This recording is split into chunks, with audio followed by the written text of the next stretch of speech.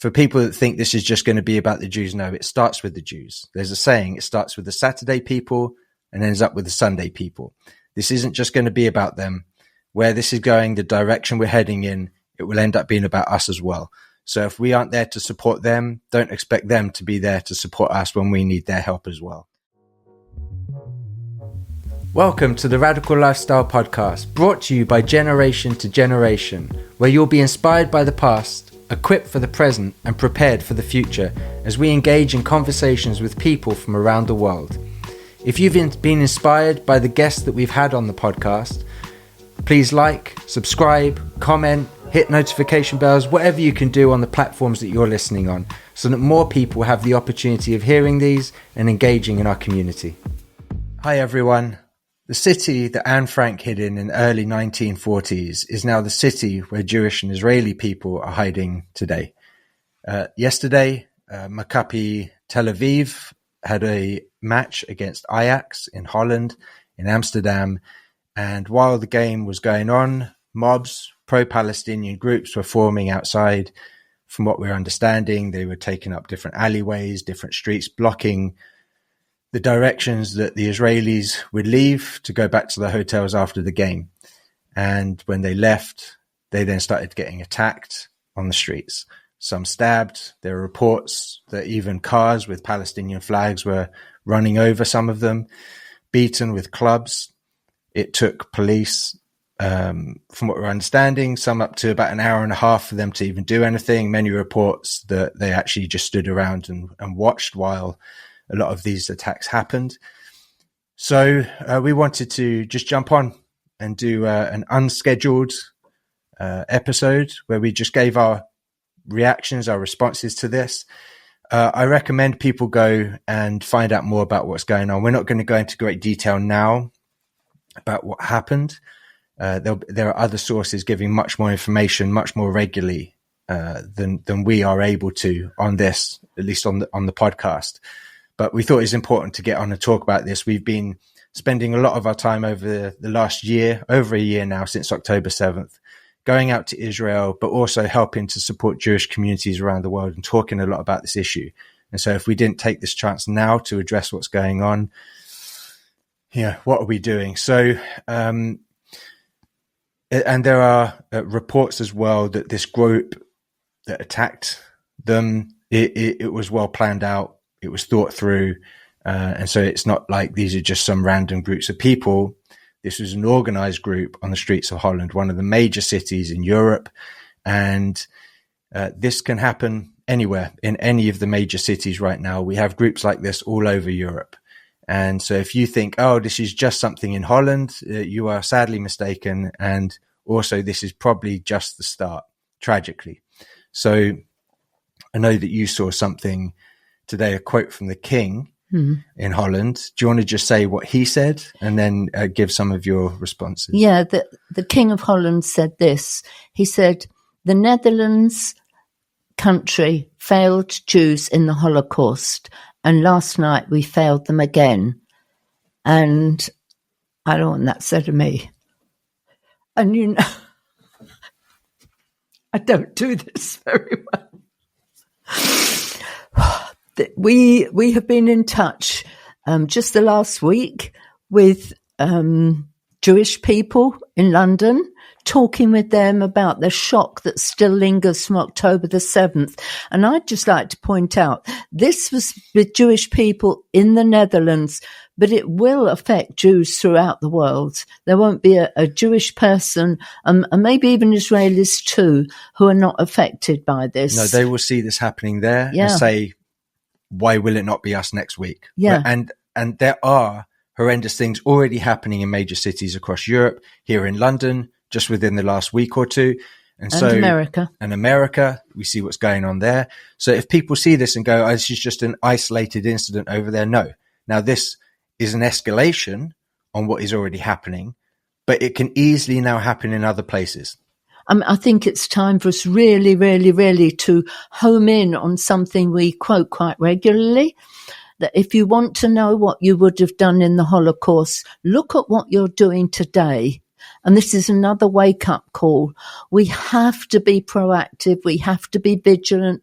We have to watch what we say. We have to watch our reactions, because all of this has a knock-on effect. If I'm talking to somebody, a friend or someone when I'm going around, and I have a wrong attitude, it can multiply out bigger than my words. Yeah, for media outlets that have spread lies, false information, historically, but let's go from October 7th and beyond. They have helped stoke these fires. Yeah. They have fueled this. They have fostered the environment for this to happen on our streets. If you have swallowed those, if you have spouted that information as well, if you have spouted it with the wrong attitude, you also have been a part of fostering these flames, of creating this environment to allow these things to happen. I would, talking to Christians, I would say be very careful what you say and how you say it when it comes to Israel and the Jewish people. This does not mean we can't disagree with what Israeli government does. It doesn't mean that we can't have opinions on those things. But when it comes to what we say and how we communicate those things, do you want to have this kind of incident on your hands? I would suggest not. And God will have very strong opinions. He does have them. They're in the Word. We've talked about them in other episodes. We'll probably talk about them in future episodes. But you don't want to be looking at God and saying, hey, sorry, I was there. I was a part of stoking these flames and creating an environment where your people, the Jewish people, get attacked on the streets. And apparently it's just accepted and celebrated. There's a former Chelsea footballer called Hakim Ziyech. He's a Dutch-born captain of the Morocco international football team. And I shared a story that he put on Instagram celebrating these attacks on the streets of Holland. So again, apparently it's acceptable. It's okay to put this information out and say, hey, look, attack the Jews. It's an open field day for them. And everyone's apparently just going to be okay with it. I know that there are a few media outlets that are reporting about this, not many. As we record this right now, there's nothing on the Sky News football app about what's happened. And if there are normally attacks on football fans outside of games, they report it instantly. But right now, there's nothing on their app talking about it. I think again, I feel like we're saying the same thing over and over, but we have to keep saying the same thing over and over. It's not just if you're reporting misinformation, etc. It's if you're silent, if you're not speaking up. That speaks very, very loudly. I've been in situations where we've had people talking about, and it's been very noticeable, the people that have been silent. It's not alarmist to say that this is heading down the same path as the Holocaust. People who track with it, the dynamics that happened, how it spread prior to that are the same as this. And we have the opportunity of speaking up and being a voice, because when the Holocaust happened, it wasn't the proactive people that really enabled it. It was the silence of people. And I would say whatever organization you're in, and again, I speak to churches. If the church is silent, that is proactively condoning what is going on. Yeah, we're not going to spend a long time on this. No. We just wanted to do something, say something, to just give you our initial thoughts. And again, for us, when October 7th happened and we initially started seeing Jewish people being attacked in the streets, soon after that, we put on our Stars of Davids and we hit the streets. We said, look, if you're going to attack Jewish people in my streets, in my city, in my country, then come after me as well. And we won't sit by and just let this happen. We are going to stand. We're going to speak up. We're going to hit the streets. We're going to go and see friends, Jewish communities, and let them know that we're here, that if they're going to get attacked, then we can get attacked with them. And for people that think this is just going to be about the Jews, no, it starts with the Jews. There's a saying, it starts with the Saturday people and ends up with the Sunday people. This isn't just going to be about them. Where this is going, the direction we're heading in, it will end up being about us as well. So if we aren't there to support them, don't expect them to be there to support us when we need their help as well.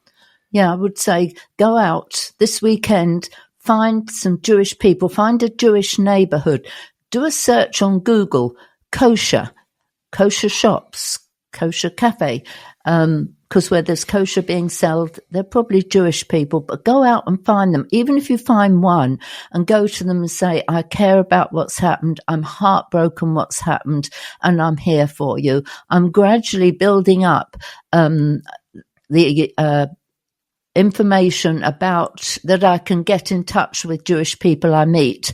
And this morning I messaged them all again and said, I'm heartbroken, I'm here for you. So please don't listen to this and think, well, that's good, it stirred me up. Let it stir you out to go and be a voice wherever you are. Be a voice in churches, in your organizations. And if there's Jewish people listening to us now,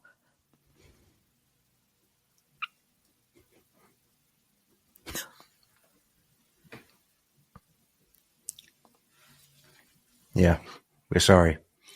And hopefully our countries will start to do better in their support of you and not abandon you and leave you alone. Thank you for watching, everyone. We'll catch you in the next episode. Thank you for listening to this episode. Remember, if it inspired you, share it with others so we can see more people engaged in this community.